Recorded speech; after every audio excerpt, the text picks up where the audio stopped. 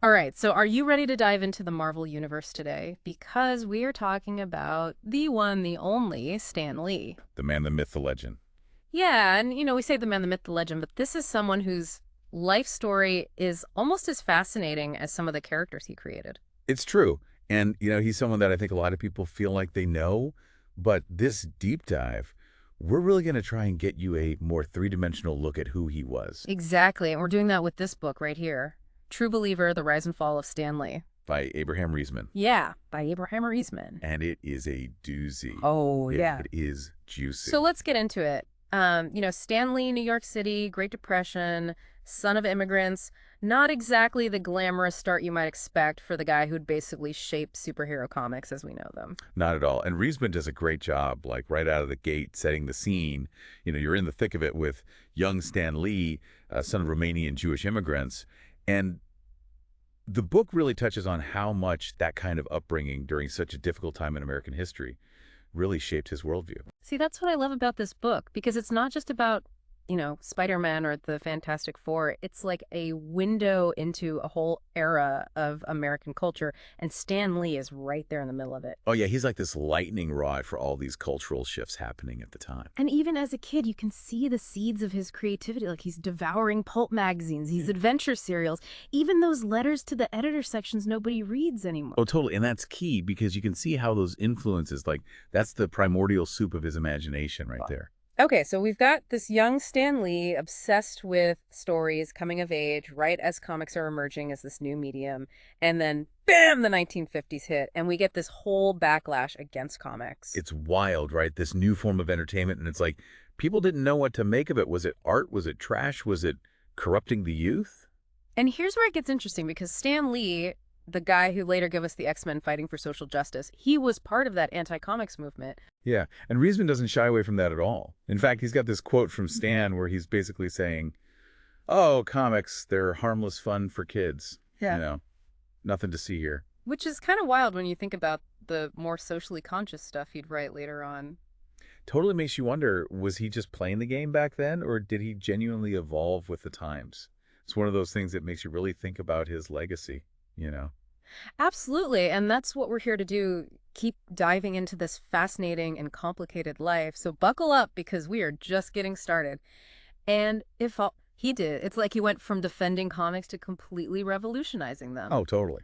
I mean, you can't talk about Stan Lee without talking about the Marvel Revolution. He was right there at the heart of it. Right. I mean, this is when comics went from these kind of simple good versus evil stories to something much more complex. Exactly. Suddenly you've got these flawed heroes like Spider-Man who's struggling with everyday problems on top of fighting villains. The Fantastic Four, they were like a dysfunctional family with superpowers. Totally. And that resonated with people in a way that those older comics never really did. But here's where things get a little messy, because when you talk about the creation of these iconic characters, you have to talk about the controversy surrounding it. Yeah, the whole who really created Spider-Man debate. Because you've got Jack Kirby, you've got Steve Ditko, both incredible artists who worked with Stan Lee, and their contributions have been debated for decades. It's one of the biggest questions surrounding Stan Lee's legacy, and this book really digs into it. I mean, there are even stories of Stan telling different versions of how Spider-Man was created. Sometimes it's a spider, sometimes it's an old pulp hero he'd read about. And that's what makes it so tricky to untangle. Mm-hmm. Riesman does a good job of laying out all the different sides, bringing in court documents, interviews, all this stuff. It's like trying to piece together a puzzle where some of the pieces are missing. But one thing that's clear is that Stan Lee was the ideas guy, the promoter, the hype man. And guys like Kirby and Ditko, they were the ones actually putting pen to paper, bringing those ideas to life visually. Yeah, there's that famous story in the book about a reporter witnessing this big brainstorming session between Stan and Jack Kirby for the Fantastic Four. And Kirby later claims that whole thing was staged just for the article. Like, Stan wanted to look like he was more involved in the nitty-gritty of the creative process than he actually was. Exactly. And that's the heart of the controversy. Did Stan downplay the contributions of these incredible artists to build his own brand? It's hard to say for sure, but it definitely makes you think about the nature of collaboration in creative industries. Totally. And Riesman doesn't shy away from those tough questions.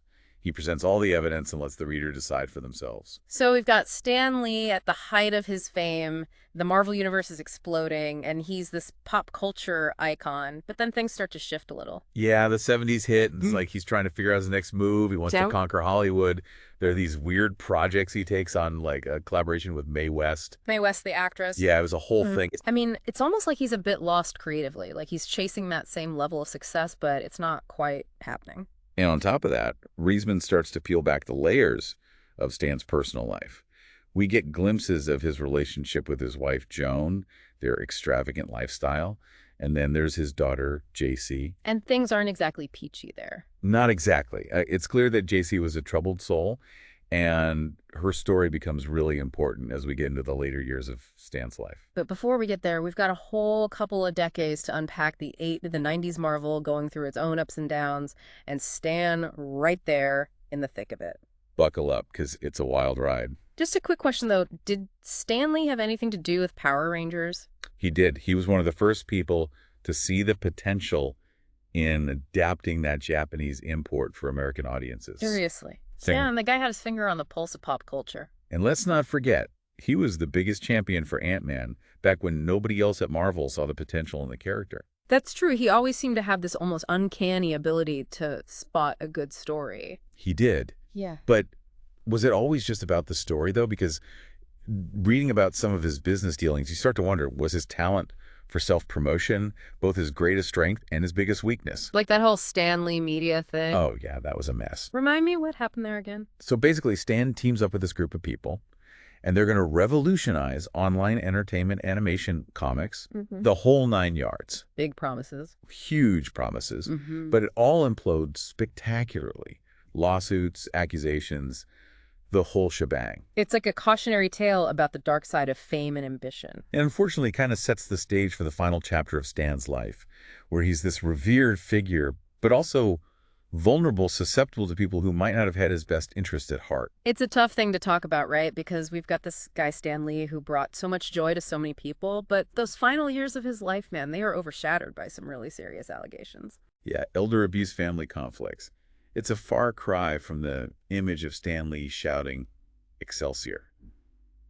You know? And that's what makes this biography so powerful, because Riesman doesn't shy away from the difficult stuff he presents. The evidence lays it all out there. And it's not pretty.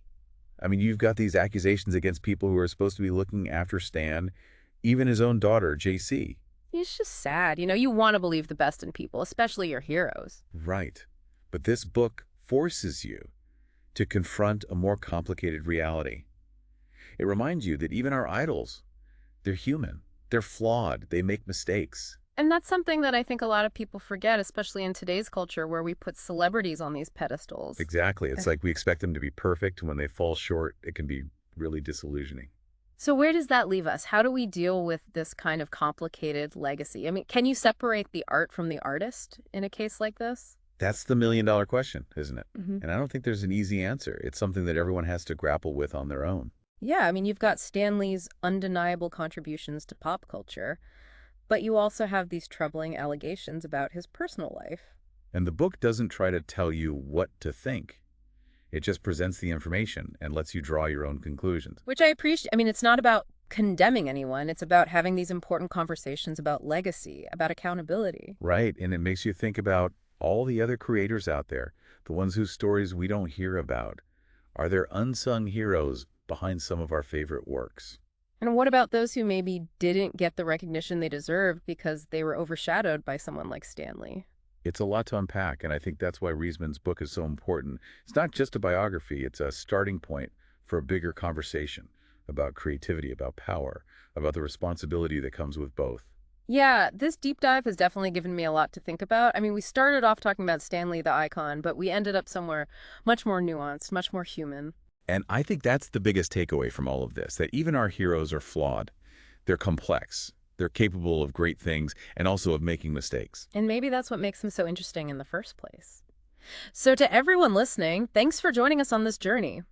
And remember, it's up to each of us to decide how we want to engage with the legacies of these complicated figures. Keep asking those tough questions, keep digging deeper, and keep exploring those untold stories. Until next time, happy diving, everyone.